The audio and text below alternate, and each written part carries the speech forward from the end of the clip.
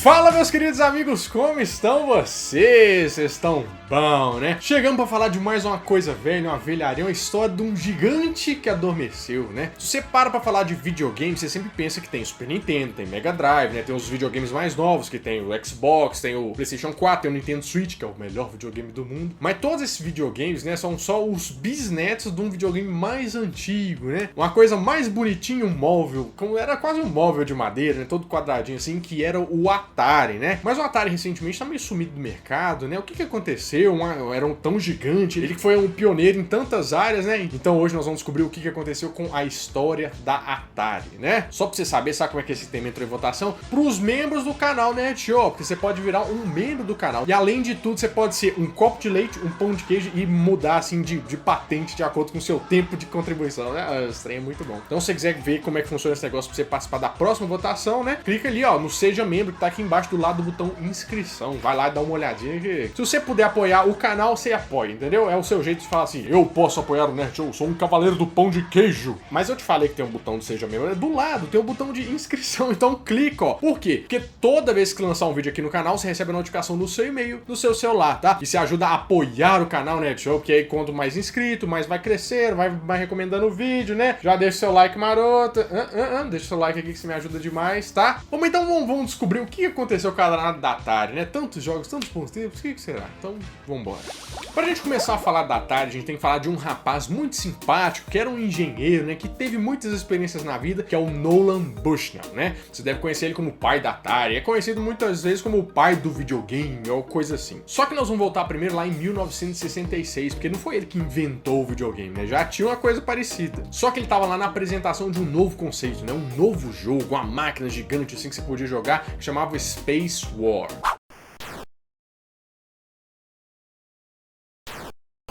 Ele cursava engenharia na Universidade de Utah, lá nos Estados Unidos. E quando ele viu esse jogo, ficou na cabeça dele assim. Sabe por quê? Porque ele tinha uma certa experiência em parque de diversões, porque ele fez até uns bicos por lá. E ele trabalhando lá no parque de diversão, ele percebeu o conceito do videogame, né? Que as pessoas, elas pagavam pra jogar o videogame. E meio que davam uma impressão que a pessoa meio que ficava viciada, sabe? Então ele descobriu como é que era o mercado, vamos dizer, analógico do videogame. Por que não, talvez, transformar isso no mercado de jogos, de entretenimento mesmo? Nós vamos chegar lá. Só que o que fazia muito sucesso na época eram jogos de pinball. Você sabe o que é o jogo de pinball? Aqueles que você joga uma bolinha e vai fazendo ponto, vai fazendo... né? Que isso era o grande videogame da época. Aí ele pensou o seguinte, mas por que a gente não mistura esse negócio do pinball, que é uma coisa física, com o eletrônico, né? Talvez a gente transformar isso num divertimento eletrônico. E foi o que ele fez. Aí ele saiu do emprego dele de uma empresa que chamava Ampex, chamou um coleguinha lá que chamava Ted Dabney, e em 1969 ele fundou a empresa dele, a SigeB. Nossa senhora, que nome! Só que você sabe, quando o negócio é novo, ele não emplaca de cara, né? E ele passou um ano com essa empresa só consertando máquina de pinball, né? Ele foi lá consertando, ai, caçamba, né? Eu queria fazer meu jogo, mas tô aqui consertando esse tanto de trem. Só que em 1971 eles fazem o primeiro jogo, que chama Computer Space.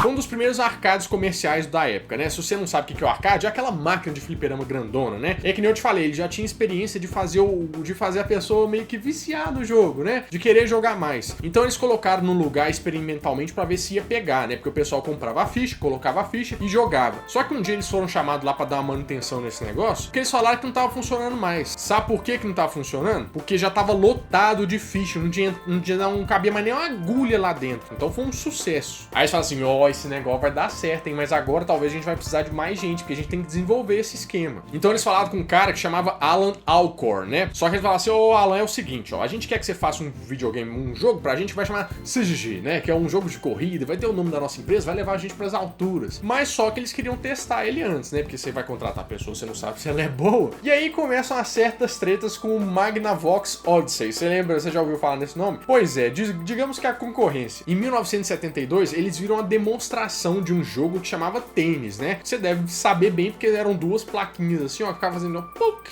jogando a bolinha de um lado pro outro. E eles decidiram que o teste do Alcor, né, ia ser fazer uma leve adaptação, assim, tipo um xerox desse jogo do tênis do Magnavox Odyssey. Aí tá, né, o Pong tá lá a caminho, só que acontece uma coisa que vai mudar o rumo dessa história. Porque o nome, né, que é impronunciável, não tinha nem como dar certo mesmo, já tava sendo usado por uma outra empresa. E eles começaram a pensar assim, meu Deus, a gente vai ter que mudar de nome, né, mas vamos pensar se a gente pôr um nome bom dessa vez, né. Tanto é que o Bushnell começou a escrever um tanto de nome lá. E ele acabou chegando no nome Atari, que é o que a gente tanto gosta. E você sabe o que significa Atari? Na verdade, essa palavra vem do Ataro, né? Que é uma palavra que é tipo assim, acertei na mosca, né? Foi bem sessão da tarde, acertei na mosca, mas a ideia é basicamente isso. É tipo um termo que eles usam quando alguém acerta alguma coisa ou ganha na loteria, sabe? Tipo assim, você acerta jackpot, sabe? É tipo isso, Ataro. E foi aí que no dia 27 de junho de 1972, oficialmente a Atari foi fundada. E nesse meio tempo, veio o menino Alcorn e falou assim, ó, gente, deu um trabalho, entendeu? Fazer essa leitura muito diferente do Magnavox Odyssey, né? Mas eu terminei, tá aqui o Pong, agora a gente pode lançar isso no mercado. E meu filho, quando eles lançaram esse mercado, que sucesso que fez, viu? Aí começou uma certa treta, né? Por quê? Quando a Odyssey olhou pra aquilo, ela falou assim, não fizeram, não é possível que eles fizeram. Eles fizeram, mas aí já tinham saído vários jogos similares a esse tênis, né? Que seria o Pong da Atari, mas eles olharam eles como bode expiatório e falaram assim, não, vão meter um processinho no vocês estão copiando tudo aqui. Só que eles olharam assim e falaram assim, mas vai dar um trabalho, né? Vai custar um dinheirão. Será que a gente não podia fazer um acordo, não? E foi o que eles fizeram, né? Eles fecharam um acordo, mas ninguém sabe direito o quanto que foi, o que aconteceu. E a história parou por aí, por enquanto. Mas só que o Nolan Bushnell, ele tinha uma visão muito além do alcance, assim, com a espada justiceira, né? Ele queria fazer uma coisa diferente do que estava acontecendo, porque já estava começando a aparecer os arcades, outras empresas que faziam isso também, mas talvez o golpe de misericórdia podia ser de outra forma. E foi que em 1973 a Atari comprou a Cyan Engineering. O que essa empresa fazia? Ela fazia uma pesquisa de como que seria a próxima geração de videogames, então era como se fosse uma empresa de inovação. E os engenheiros dessa empresa começaram a trabalhar num projeto que chamava Projeto Stella, né? O que é esse Projeto Stella? Por exemplo, se você tem um tanto de arcade lá, um tanto de máquina, eles queriam fazer um único aparelho que rodasse todos os jogos da Atari, entendeu? Aí você pensa assim, isso aí é o princípio do conceito do videogame de casa. Mas enquanto isso foram começando a aparecer as versões caseiras das coisas, né? Por exemplo, a versão do Pong, que em 1975, no Natal, vendeu o dobro do que eles estavam esperando. Aí eles pensaram assim, peraí, mas isso aí vai dar um caldo, talvez isso aí vai dar certo demais. E quando começa a vender bastante, é aí que a Atari começa a investir em novos jogos, né? Por exemplo, o Breakout, né, de 1976. Mas o engraçado é que quem desenvolveu esse Breakout aí era um hippie, né? Um cara que era meio hiponga, assim, que ele trabalhava no turno da noite, porque o pessoal não aguentava muito o cheiro dele, que diz que ele era, né, meio catinguento, assim, tava precisando de uns rolões, uns esquemas assim. Sabe como é que chamava esse rapaz? Steve Jobs. Você tem um iPhone aí hoje em dia, ele foi a duras penas, é feito com muito fedor, muito sovaco ralando ali pra fazer o primeiro Breakout do jogo. Só que chegou um momento que o Nolan falou assim, gente, esse negócio do Projeto Stella vai dar tão certo, mas eu não tenho dinheiro pra fazer isso porque o investimento é muito grande, né? Talvez a gente vai ter que vender a nossa empresa pra arranjar esse recurso, né? E foi aí que ele vendeu a Atari pra Warner. E a Warner comprou a Atari por uma média de 28 até 32 milhões de dólares, é por aí. Aí tá, você tem o dinheiro, mas talvez você não tenha o controle inteiro do negócio, né? Foi aí que o Nolan disse até numa entrevista que ele arrependeu um pouco disso, porque foi meio que o começo do fim de tudo. Até porque o Steve Jobs já tinha saído pra fundar a Apple, né? Ficar bilionário, fazer muito dinheiro. O próprio Steve Jobs já fez uma oferta, né, de investimento na Atari, mas aí o Nolan falou, recusou. Mas já que tinha vendido, né? Já que tinha funcionado, em 1977 nasce o Atari Video Computer System, né? Ou Atari VCS. Atari Videogame. O inimigo que todos querem ter. O Atari da Atari.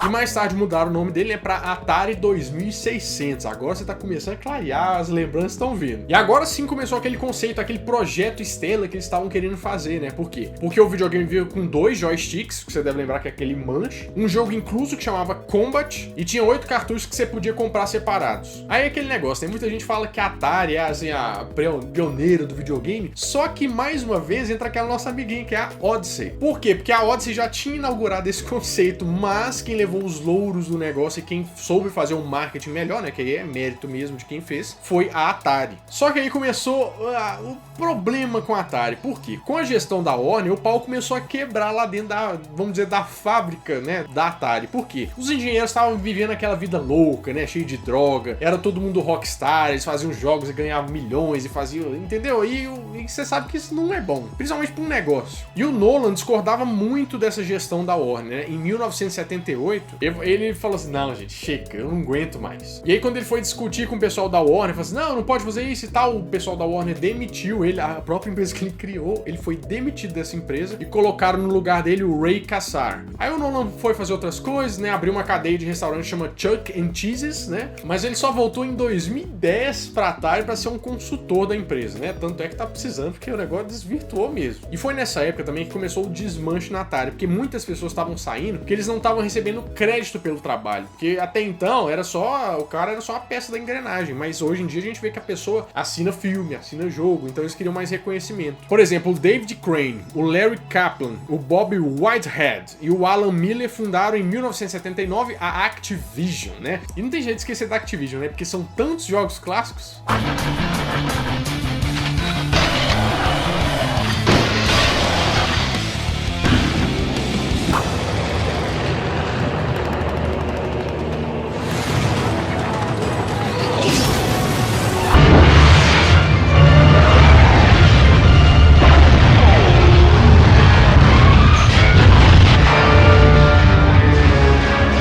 Mas apesar desse carrossel de emoções, né, a Atari já tinha alguns títulos e vários deles já eram clássicos. Por exemplo, tinha Asteroids, você já jogou?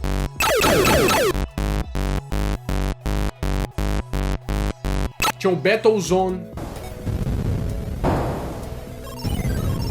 Tinha o Centipede ou Centopeia, eu sei lá como é que fala. E claro, gente, olha esse jogo. Tinha o Pelé Soccer, olha só. I quit soccer to play Atari.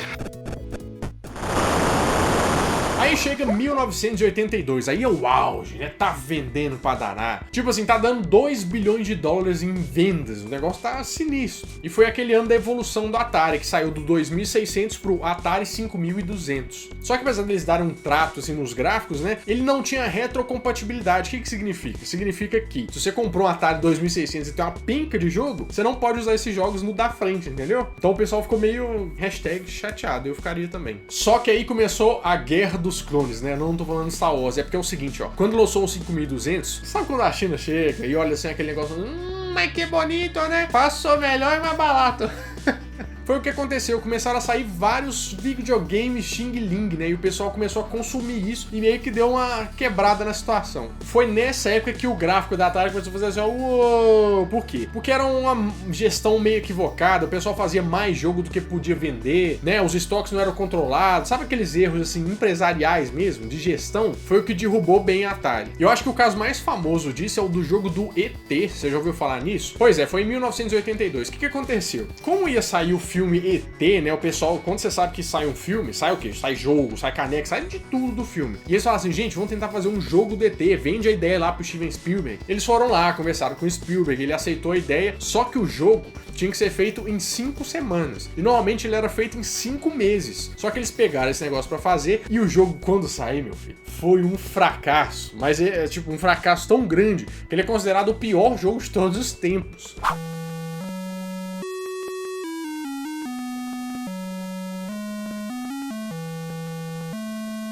Aí todo mundo que comprou começou a dar uma má fama pro negócio, falando que era horrível, né? E o negócio encalhou. Tanto é que tinha uma lenda, né? Falando que os cartuchos remanescentes dessa época foram enterrados lá num deserto no Novo México, né? Então tem, tipo, num lixão. Só que depois de muita treta pra saber se existia mesmo esse cartucho ou não, em 2014, eles provaram que realmente alguns cartuchos foram enterrados lá. Não era aquela coisa toda, gigante, igual eles falaram, mas tinha. Mas você deve estar pensando assim, peraí, mas isso é tudo lá nos Estados Unidos, né? Eu quero saber quando que o Atari chegou aqui no Brasil, porque eu já joguei o Atari também, só que era meio diferente. E tinha mesmo, porque a Atari chegou aqui no Brasil em 1983. Na verdade, foi um licenciamento com a Polivox. E aí, meu filho, aí foi um sucesso. Mas só que como aqui é Brasil, né? Brasil brasileiro, aí foi... Olha só como é que foi moldado o mercado de jogos brasileiros. Porque junto com o Atari da Polivox, veio o mercado de pirataria. Então eles já entrou junto, porque tinha um tanto de cartucho pirata, videogame retrocompatível que cabia os negócios, sabe? Então o mercado brasileiro foi forjado, foi moldado, que nem Hefaisto na sua forja lá dos gregos, só que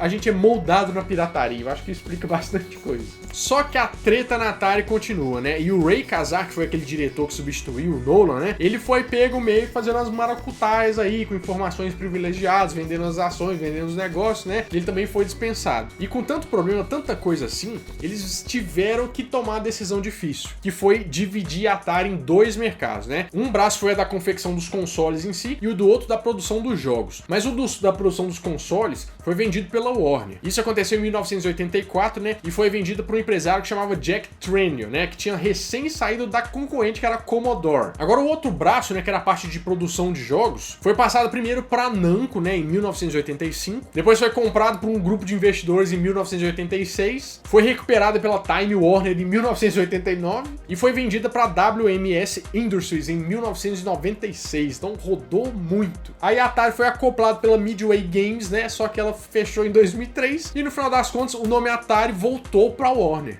Inclusive tem uma coisa que você até não sabia sobre a Atari e a Nintendo, que ela quase foi construtora da Nintendo, né? Se você quiser saber mais sobre isso, vai lá no Instagram @canalNetJoke, que eu vou te contar mais ou menos como é que funciona essa história pra gente não perder muito tempo aqui. Mas você lembra também que tem a parte de consoles, né? Em 1984 saiu o Atari 7800. Aí eles melhoraram os gráficos. Agora o console era retrocompatível, mas ele tinha a mesma qualidade sonora do 2600, então não mudou muita coisa. Apesar que você falar que tem uma evolução no Atari, sabe, né? Tipo... E depois disso a gente vê a Atari tentando correr atrás da concorrência agora, né? Por exemplo, em 1988 saiu o Lynx, que era como se fosse o console portátil da Atari. O diferencial dele é que ele tinha uma tela colorida, né? Mas o problema é que, como não teve uma grande campanha de marketing e não tinha tantos jogos assim, ele foi massacrado pelo Game Boy da Nintendo. Outra coisa que não deu tão certo foi em 1993, que a Atari apostou todas as fichinhas dela no Jaguar para competir com o PlayStation 1, né? Com o Nintendo 64, só que ele perdeu para os dois, perdeu até pro Sega Saturn. Gente, Sega Saturn quase ninguém tinha. Tanto é que já cambaleando ali, meio triste, né? Em 1998, a Hasbro compra a Atari por 5 milhões de dólares. Olha o faturamento que já teve a Atari, olha o que aconteceu. Foi aí que a Atari foi absorvida por uma empresa francesa que chamava Infogrames. Infogrames. Tipo, tem que ter um sotaque. Lá em 2001. E essa Infogrames aí já era bem conhecida porque ela já tinha alguns títulos bem bons, né? Inclusive que alguns que eu já joguei bastante. Por exemplo, Alone in the Dark.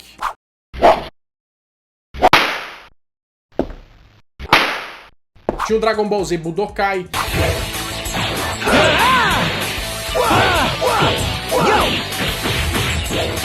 E tinha o Driver, né? Aquele jogo de corrida que muita gente gosta.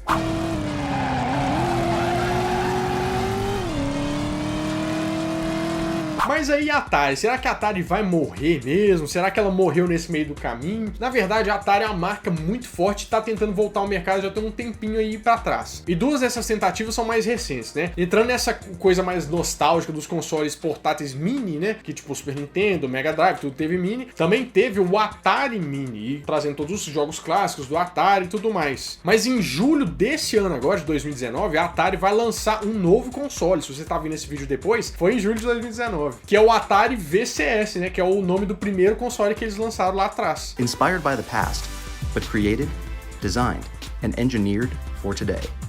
Introducing the Atari VCS. Que vai ser como se fosse um console de última geração, mas que tem os jogos antigos do Atari, você pode jogar todos. Vai ter 8 GB de RAM, vai rodar Linux, vai tipo rodar Netflix, vai rodar, sabe, tipo filme, streaming, tudo mais. É como se fosse um assistente pessoal com jogatina, é tipo isso. E ele vai ser feito bem classicão, né, aos moldes, usando madeira, usando aquele design retrô, só que mexido um pouco. Talvez seja uma coisa boa, talvez não sirva pra nada. Aí eu quero saber o que você acha, né? Você acha que a Atari ainda tem chance no mercado de videogame, principalmente com o VCS novo? Você acha que o negócio já morreu, tá enterrado e foi bom enquanto durou? Bom, meu amigo, se você gostou do vídeo de hoje, não esquece de me ajudar, entendeu? Faz o seguinte, ó, clica nesse joinha aqui, porque quando você clica no joinha, você mostra para as pessoas que você gosta desse vídeo, então o YouTube vai mandar para outras pessoas e isso vai ajudar o canal a dominar o universo. Bom, eu vou ficando por aqui, mas no próximo domingo, às 11 horas da manhã, eu volto com mais um vídeo quentinho, fresquinho, crocante para vocês, então adeus!